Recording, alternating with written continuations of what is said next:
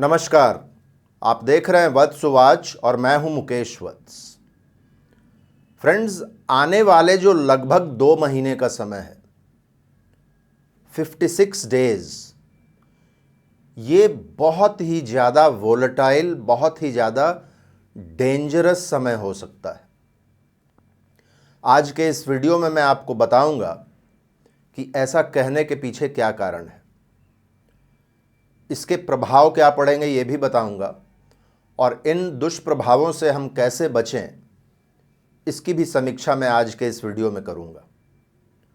इसलिए यह छोटा सा वीडियो है, इसको अंतिम तक अवश्य देखिएगा। मेरे चैनल को आपने अभी तक सब्सक्राइब नहीं किया है तो करके बगल के बेल आइकन को दबा लीजिएगा। फ्रेंड्स, 4 सितंबर से गुरु वक्री हो रहे हैं और गुरु की वक्रता कोई नया फिनोमिनन नहीं है। हर वर्ष गुरु लगभग 120 दिनों के लिए वक्री होते हैं, लेकिन इस बार आप देखिएगा तो जुपिटर के साथ 2 परिस्थिति है। एक तो गुरु जिस समय में वक्री हो रहे हैं उस समय में 3 महत्वपूर्ण ग्रह एक साथ वक्री होंगे, और यदि आउटर प्लैनेट्स को भी आप जोड़ते हैं तो यूरेनस, नेपच्यून और प्लूटो भी इस समय में वक्री होंगे। यानी कि हमारे जितने भी प्लैनेट्स हैं उसमें से सिर्फ 2 प्लैनेट्स ऐसे रहेंगे जो रेट्रोग्रेड मोशन में नहीं होंगे। एक तो होंगे मंगल और दूसरे होंगे शुक्र। और भला हो शुक्र महाराज का कि उसी दिन ये मार्गी हो रहे हैं जिस दिन गुरु वक्री हो रहे हैं, नहीं तो फिर 4 इंपॉर्टेंट प्लैनेट्स एक साथ वक्री हो जाते। लेकिन फिर भी यदि देखिएगा 4 सितंबर को शुक्र भले ही मार्गी हो रहे हैं लेकिन उनको अपना स्पीड पकड़ने में कुछ समय लगेगा। इसलिए यदि मुहूर्त कुंडली निकालते हैं उस समय का जिस दिन गुरु वक्री हो रहे हैं, उस दिन आप देखिएगा शुक्र भी स्तंभित रहेंगे, गुरु वक्री हो जाएंगे, बुध वक्री रहेंगे, शनि वक्री हैं ही। सूर्य भी प्रभावित हैं क्योंकि शनि से बिल्कुल समसप्तक में है। सूर्य सिंह में है और शनि कुंभ में है। तो ये तो एक स्थिति हुई कि सारे ग्रह एक साथ लगभग वक्री हो रहे हैं। दूसरी स्थिति आप देखिए, जुपिटर पर जितने भी पाप और क्रूर ग्रह हैं सभी का प्रभाव होगा। सबसे पहले आप उस समय की कुंडली को यदि देखिए तो मंगल की 8वीं दृष्टि जुपिटर पर होगी। दूसरा, जुपिटर राहु के साथ ऑलरेडी बैठे हुए हैं। पिछले कई महीनों से गुरु चांडाल का निर्माण सतत जारी है।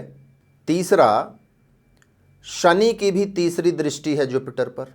और 3 अक्टूबर के बाद एक स्थिति आएगी जब मंगल आ जाएंगे केतु के साथ, और मंगल और केतु दोनों का डायरेक्ट प्रभाव जुपिटर पर रहेगा।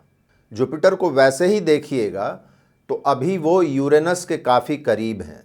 और तीसरी स्थिति देखिए, गुरु चांडाल दोष में अभी तक ये हो रहा था कि गुरु की दूरी धीरे धीरे राहु से बढ़ती चली जा रही थी, लेकिन अब टेक्निकली देखिएगा तो जुपिटर जब वक्री होंगे तो वो फिर से राहु की तरफ जाना शुरू करेंगे। और चूंकि जुपिटर का स्पीड ज़्यादा है इसलिए राहु और जुपिटर के बीच का जो फासला है उसको वो थोड़ा सा कम करेंगे। तो ये जो पूरी परिस्थितियां हैं फ्रेंड्स कि एक साथ इतने ग्रहों का वक्री होना, और दूसरा सारे पाप और क्रूर ग्रहों का प्रभाव जुपिटर पर होना। याद रखिए कि जब सूर्य आएंगे तुला में तब 2 ग्रहण लगेंगे अक्टूबर में। ये चौथी स्थिति है। उस समय में मंगल बिल्कुल डायरेक्ट दृष्टि डालते होंगे जुपिटर पर, और जुपिटर 2 ग्रहण के हिस्सा बनेंगे, सूर्य ग्रहण के और चंद्र ग्रहण के। यानी कि 3 अक्टूबर से लेकर 30 अक्टूबर, जब तक कि राहु मूव नहीं कर जाते, राहु और केतु अपनी एक्सिस से, तब तक जुपिटर को छुटकारा नहीं है। अब सवाल है कि इससे कैसी परिस्थितियों का निर्माण होगा। देखिए, व्यक्तिगत लेवल पर हम लोगों को बहुत ज़्यादा सावधानी रखनी होगी, खास करके अपने कर्म, अपने बिहेवियर की तरफ। मेष राशि जहां गुरु हैं वो बहुत ही आवेगशील, बहुत ही इंपल्सिव राशि है, और मंगल एक बहुत ही इंपल्सिव प्लैनेट है, और कहीं ना कहीं जुपिटर के डिस्पोजिटर भी वही हैं। तो अभी से लेकर और अगले लगभग 56 डेज तक, जब से गुरु वक्री होंगे तब से लेकर 30 अक्टूबर तक और उसके बाद भी मंगल की दृष्टि जुपिटर पर होगी। मंगल जुपिटर को प्रभावित करते होंगे और साथ में राहु है। राहु क्या है? माया का दूसरा नाम। तो जब इम्पल्स और माया एक साथ मिलता है तो क्या करता है? आपसे कुछ ऐसे काम करवा लेता है जो बाद में आपको परेशानियां देता है। तो हम सभी लोगों को अपने बिहेवियर का बहुत ध्यान रखना पड़ेगा। और याद रखिए कि ये कॉम्बिनेशन सिर्फ हमारे और आपके लिए नहीं है, बल्कि हम जिस माहौल में रहते हैं, जिस इकोसिस्टम में रहते हैं, उस इकोसिस्टम का हर व्यक्ति इस चीज़ से प्रभावित होगा। इसलिए कोई दूसरा व्यक्ति आपके साथ किस तरीके से रिएक्ट कर रहा है, ये भी देखना होगा हम लोगों को। अपने स्वास्थ्य का हम लोगों को बहुत ध्यान रखना पड़ेगा, अपने परिवार के लोगों का ध्यान रखना पड़ेगा। यदि ड्राइविंग वगैरह करते हैं तो बहुत सावधानी रखनी होगी, क्योंकि याद रखिए भरनी नक्षत्र ट्रैफिक को भी शो करता है। भरनी नक्षत्र ही वो नक्षत्र है जहां जुपिटर वक्री हो रहे हैं और अश्विनी तक जाएंगे। अश्विनी भी फास्ट मूविंग ऑब्जेक्ट्स को रिप्रेजेंट करता है, अश्विनी स्पीड को रिप्रेजेंट करता है। तो हम लोगों को ड्राइविंग वगैरह भी बहुत सावधानी से करनी होगी। अब यदि शास्त्रों की माने, जितने भी संहिता ग्रंथ हैं उनको यदि देखिएगा तो सभी ग्रंथ कहते हैं कि यदि 2 से ज़्यादा प्लैनेट्स एक साथ वक्री हों तो ये अच्छी स्थिति नहीं है। प्लैनेटरी पोजीशन को भी देखिएगा तो सूर्य त्रस्त रहेंगे शनि से और दूसरे फिर सूर्य पर ग्रहण लगेगा, सूर्य ग्रहण के हिस्सा बनेंगे। तो जो भी रूलिंग क्लास हैं, जो लोग भी किसी अथॉरिटी के जगह पर बैठे हुए हैं, उन लोगों को बहुत ज़्यादा सावधानी रखनी होगी।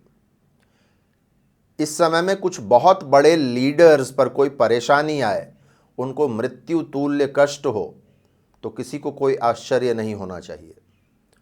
तो जो लोग भी पोजीशन ऑफ अथॉरिटी में बैठे हुए हैं, नेता, राजनेता, चीफ मिनिस्टर्स, प्राइम मिनिस्टर, जितने भी मिनिस्टर्स हैं, और सिर्फ भारत के ही नहीं बल्कि पूरे विश्व के, जो लोग भी कॉरपोरेट जगत में एक ऊंचे स्थान पर बैठे हुए हैं, जो लोग भी सामाजिक संस्थाओं को लीड करते हैं, ऐसे सभी लोगों को बहुत सावधानी रखनी होगी।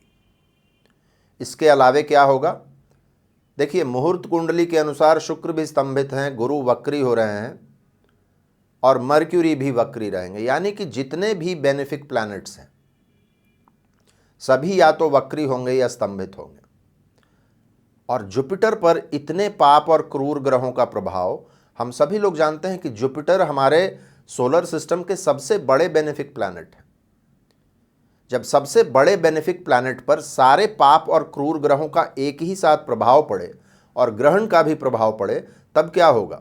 जुपिटर जाने जाते हैं प्रचुरता के लिए, जुपिटर जाने जाते हैं वृद्धि के लिए, ग्रोथ एंड अबंडेंस के लिए। इस विश्व में ग्रोथ एंड अबंडेंस की कमी हो जाएगी। इसका मतलब क्या होगा?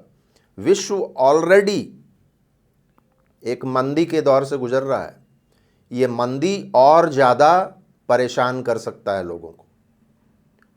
जुपिटर पर जब इतने पाप और क्रूर ग्रहों का प्रभाव पड़ेगा तो एसेंशियल कमोडिटीज़, आवश्यक वस्तुओं में कमी आएगी और इसके वजह से महंगाई काफ़ी बढ़ सकता है।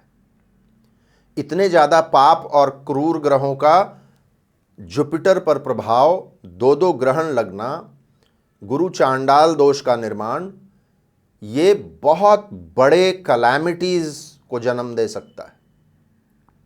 अत्यधिक बारिश, भूकंप, सुनामी, इसके अलावे मानव निर्मित कैलामिटीज भी, रायट्स, पॉलिटिकल मूवमेंट्स, राजनीतिक उथल पुथल। मैंने पहले ही कहा कि राजनेताओं को बहुत सावधान रहना चाहिए। तो ये सभी चीज़ें होंगी। और सबसे जो डेंजरस स्थिति है, मंगल जब केतु के साथ आ जाएंगे, केतु मंगल दोनों का प्रभाव जुपिटर पर पड़ता रहेगा। जुपिटर ऑलरेडी एक आवेगशील राशि में है और मायावी प्लैनेट राहु के साथ बैठे हुए हैं, शनि की दृष्टि भी है उन पर। युद्ध जो चल रहा है और विश्व में जो अनसर्टेनिटी का माहौल है इस युद्ध के चलते, ये कोई गलत करवट ना ले ले इसका बहुत बड़ा खतरा रहेगा। कोई ऐसी दुर्घटना ना घट जाए जो इस युद्ध में और आग में घी डालने का काम करे, कुछ और नए राष्ट्र इसमें इस युद्ध में सहभागी बन जाएं। इन चीज़ों का बहुत ध्यान रखना पड़ेगा। राजनेताओं के बारे में मैंने कहा, जो भी पोजीशन ऑफ अथॉरिटी में है उनका गलत निर्णय चीज़ों को और ख़राब कर सकता है। तो इन सभी चीज़ों का हम लोगों को बहुत ध्यान रखना पड़ेगा। गुरु चांडाल दोष वाले वीडियो में मैंने बहुत सिंपल रेमेडीज़ बताए थे त्रस्त गुरु को उबारने के लिए और राहु को शांत करने के लिए। गुरु चांडाल दोष पर मैंने 2 या 3 वीडियोस बनाए थे, उनका लिंक मैं दे दूंगा डिस्क्रिप्शन सेक्शन में। उसको एक बार फिर से देखिए, क्योंकि मेमोरी हम लोगों की बहुत शॉर्ट है। हम लोग में से अधिकतर उस वीडियो को भूल चुके होंगे। लेकिन इन जनरल मैं बता दूं, जुपिटर को अपलिफ्ट करने के लिए भगवान विष्णु की उपासना, यदि किसी भी गुरु परंपरा से जुड़े हुए हैं तो अपने गुरु का आशीर्वाद, गुरु मंत्र का जाप, जुपिटर को और स्ट्रांग करने के लिए विद्वानों की मदद, साधु संतों की सेवा, उनकी संगति, स्टूडेंट्स को मदद, एजुकेशनल इंस्टीट्यूशंस को मदद, ये सब करने से आपके जुपिटर अच्छे होंगे। राहु को शांत करने के लिए मैंने बताया था सबसे अच्छा होता है देवी की पूजा। तो माँ दुर्गा या कात्यायनी, बगलामुखी, माँ काली, इनकी आप उपासना करते रहेंगे तो राहु भी शांत रहेगा। राहु के लिए आप कुछ डोनेशंस कर सकते हैं। आपके अगल बगल जो भी सफाई कर्मी हैं, जो भी बिल्कुल निचले स्तर का काम करते हैं, टॉयलेट क्लीनर्स हैं, आपके सोसाइटी से कचरा उठाने वाले जो लोग हैं, उन लोगों को कुछ देते रहिए, उन लोगों को खुश रखिए। राहु आपको बहुत ज़्यादा परेशान नहीं करेंगे। और सबसे इम्पॉर्टेंट ये समय है अपने अंदर झांकने का। बाहर बहुत ज़्यादा इंटरैक्शन आपका ना हो।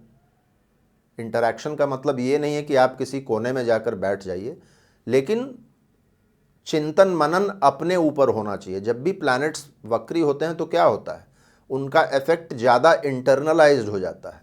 ये वो समय होता है जब हम अपने क्रियाकलापों का पुनरावलोकन करें। पूरी दुनिया में कमी निकालते चलने के बजाय हम यदि अपनी कमियों को सही करें, ये उसका समय होता है।